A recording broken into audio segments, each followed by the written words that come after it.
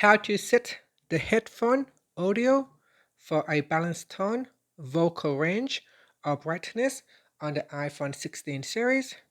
First, let's return back to the home screen by swiping up at the bottom of the screen.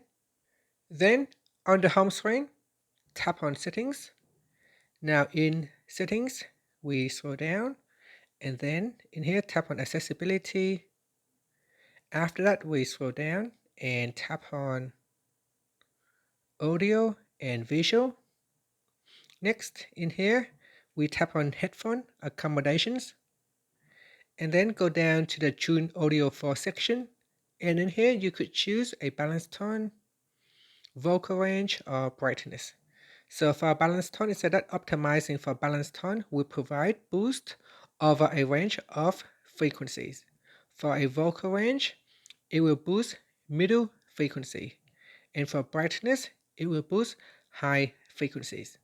So select one of the options, and then you can swipe up to return back to the home screen. Thank you for watching this video. Please like and subscribe to my channel for more videos.